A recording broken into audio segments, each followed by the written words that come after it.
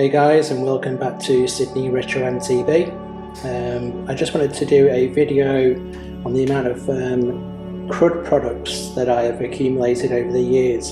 I actually didn't realise I had this much, and yeah, I've got a fair bit. So it's kind of a history lesson to a certain degree, but don't quote me on anything. But back in the day, you know, I was roughly about 14 or 15 when I started buying NBUK magazines. These are some of the original ones here. And I started seeing a product coming through from this chap here, which is obviously Mr. Pete Tompkins. So Pete was very good friends with Jason McCroy, and this was actually the first time where I actually saw the products actually being used. I have actually bought some of these Crud Catchers since I've been in Australia, but there are a couple which I've actually brought over from the UK from when I emigrated over here 16 years ago. So we have the first generation Crud Catcher. Now this is actually my own personal one. So basically it's a clear plastic one with the actual mounting hardware. You can actually get the rubber bungees or zip tie these to your bike, but this is actually my original one from the UK. So as you can see, the actual decals are coming off here a little bit, but yeah, this is my original one from 1995. Now I never owned the black version. I do need to find one of them for my collection. So with the black version, all the pros, as you can see in the pictures that I've shown you, actually had the Crud decal sticker. Now I actually got these made by Retro Decals a couple of years ago, just on the off chance that I did find a black one floating around, because I will be sticking that underneath it, just like Rob Warner did, and Jason and Will Longdon and everyone like that, Team MBUK, so and Steve Pete, everyone like that. So this is for future stickerage when I get a black one, but at the moment I only have the clear one. Now, since being in Australia, I actually found a new old stock version still in the packaging, which is quite rare, and obviously the decals are firmly intact, and also it does have the spare hardware, so as you can see it's even got the barcode there, and that is pretty cool to have two of these. Now I have actually got a third one, which is on the Jason McCroy Specialized S-Works Team M2 bike. I just couldn't be bothered taking it off for this video, but I've got three clear ones, which is pretty cool. Okay, so moving along, they brought out all different colours in this, so I do also have a new old stock blue one as well, which is awesome. This is actually on the Kona Cinder Cone, which I built up about a year ago, so you can check out that video and the pictures on my Facebook and Instagram. But this is it's never been used, perfect condition, so I'm super lucky to actually own one of these as well. Now this is actually my personal one from the UK, this is the generation 2 that came out. So I am missing a decal on that side. As you can see, you've got the Crud stickers, you've got your bungee cords, and what they did is they actually made it longer and put a flex tip on it.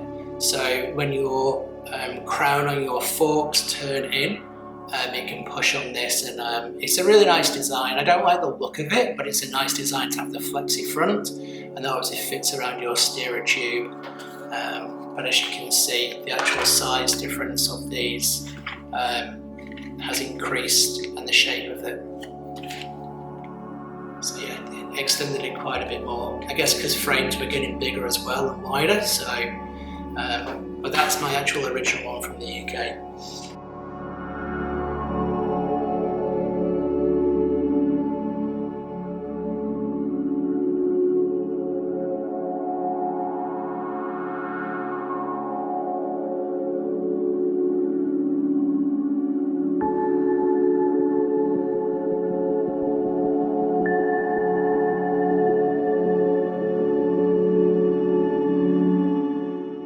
Subsequently, since being in Australia, this is another one that I have actually found where the decals are there, and this has been used, it has been cleaned, but this won't come off. So this is another version. Unfortunately, this did actually have a split in there, but I did actually manage to glue it together, so it's perfect now, which is awesome. So there's another one to add to the collection. And this actually came on a bike, this next one. I don't actually really like this one, to be honest. This is a later version, but you actually have the Crud logo embossed into the plastic, which is actually a really nice design, but it's actually a solid tip on here, which I just don't like the design. It is a bit longer, it's a bit skinnier as well. So this might be the third or fourth generation of this design, I'm not too sure. I didn't purchase this specifically, but yeah, that's my down tube collection, which is pretty cool. And like I say, hopefully one day I will find the black version of the original, so I can put this decal underneath and just have a bit more of a collection. Moving on, another invention around about the same time which Pete did was the Crud Claw. At the time, all the anodized colours were becoming very, very popular to jazz up your bike, or pimp it up if you want to call it that. And this was a great little invention, especially considering like living in Europe, where it does rain a lot. And this was a really nice way to keep slop and everything out of your cassette at the back. So here is the Crud Claw. Now it comes in this packaging, which you can see here, so if there's too much glare on here. And it also came with a free decal in every packet, which was pretty awesome. So here's the two original packaging, and I have a few different versions here. So I have the anodized red, which is awesome, the anodized purple, which was obviously a massive hit back in the day, I think more than any colour back, you know, when we first started biking, this and turquoise maybe. And then we also have another red one. Now, what makes this a little bit special, and I never saw this when I actually bought mine back in the day, I might try and shove a few pictures up to see any of my old bikes with this on, if I have got it. But basically it came with two different types of teeth for 7 and 8 speed cassettes, which is a genius idea. And this fits inside your cassette, and when it rolls round it scrapes out all the crud, hence Crud Claw. You undo this little bolt here to adjust the angle of it. It slides up and down a little bit, and obviously you can move it left to right. But yeah, I actually bought this about 3 years ago just on eBay because it was a good deal, just to add to the collection. And yeah, it came with the spare tooth, the tooth device here. So that's pretty cool. I genuinely can't remember seeing this having a spare when I was mountain biking back in the day, but you know, I was 13 or 14 years old, and I don't know, I just didn't know any different. So maybe it was there and I threw it away, I don't know. But back in the day when this was there, I was actually running 7 speed, so the 8 speed was not necessary, and I might have just thrown it, who knows. But I've got a few little Crud Claws here. Obviously they did quite a few colours, so hopefully one day I can actually get the whole collection. Just to add to the previous clip, I actually just noticed this as I was packing everything away. On the 8 speed version, it does say there it comes with a free 8 speed tooth, which is awesome. On the one which is the 7 speed, it doesn't have the little red logo at the top there. So obviously this is, I obviously bought it like this, and never bought it like this with this saying you get a free thing. And on the back as well, it shows you actually how to set it all up, which was awesome.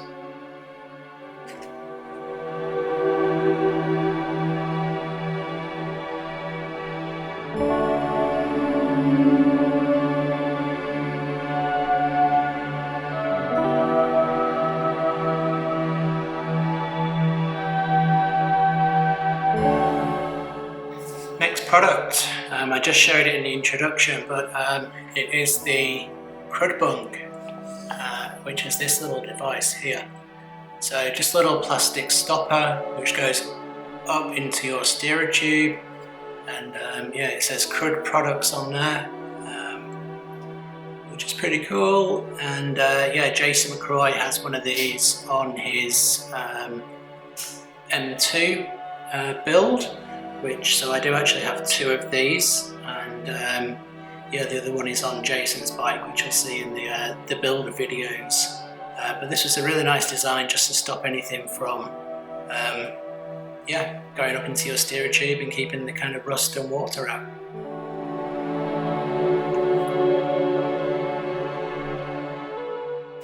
The next product we're going to come on to is the Cog Hog. Now this is actually mounted onto the Liang 550, so I'm not taking it off the bike, but I do actually have the original packaging from the Cog Hog, which is pretty awesome. So it shows you how to mount it. It comes with an extra ferrule, but this actually goes into the back of your rear derailleur, essentially to take out the kink of where the cable goes into the rear mech, and just makes the shifting a lot smoother through a roller. It used to get kind of filled up with crap a little bit, but overall it does make the shifting a lot smoother. And again, you could get these in different colours. If there is a picture in my collection, I will throw it up now while I'm talking, of me having this on back in the day. I might have to zoom in on a really old picture, but yeah, I had a couple of these back in the day and really enjoyed them, and it is on my Liang 550.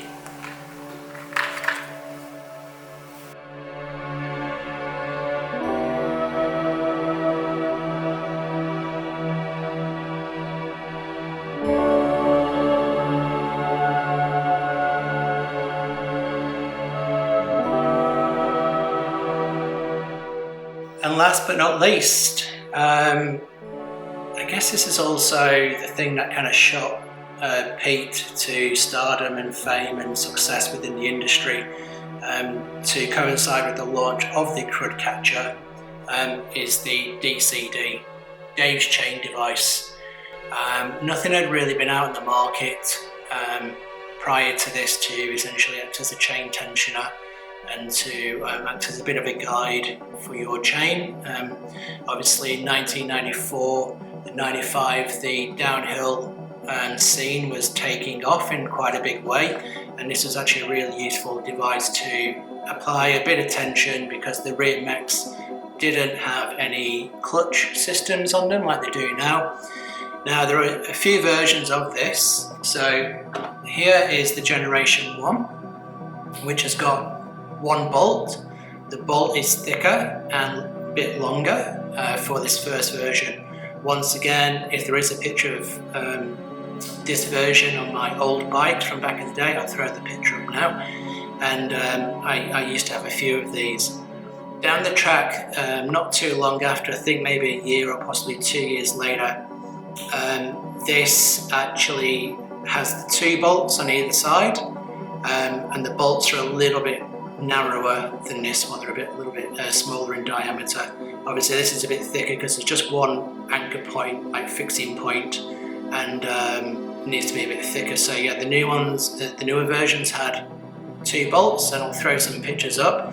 They are mounted to 2 of my builds, so I do have 2 red ones. I'm not taking them off for this video, but I will insert the pictures now. So I do actually have 4 DCDs in total in my collection. I'm always on the hunt out for others in different colours. So again, the 2 bolt and the 1 bolt, yeah, it's quite a nice little collection to start, something quite fun. I do actually have the packaging for one of these, but it's so brittle I just don't want to bring it out of the box. There's no inlay in it, but it is actually the right packaging for it, so it's quite a rarity. But yeah, super fun little device. Obviously you have the nylon roller. As you can see here, the chain is actually worn away. This actually would, you know, interfere with shifting down the track.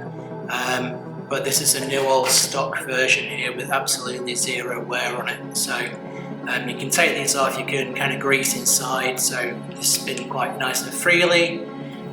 But yeah, this is also the big thing that you would see on all downhillers bikes. Steve Peat, Nicholas Vulio's, Miles Rockwell, Will Longdon, you name it, you know, the Animal team. Jason had them on his bikes. You know, the marketing that went out with these products was just amazing. Every pro rider had them, and yeah, you know, that's kind of the staple of Pete's business at the beginning, was the Crud Catcher and the DCD for sure. And yeah, they're a cool little device.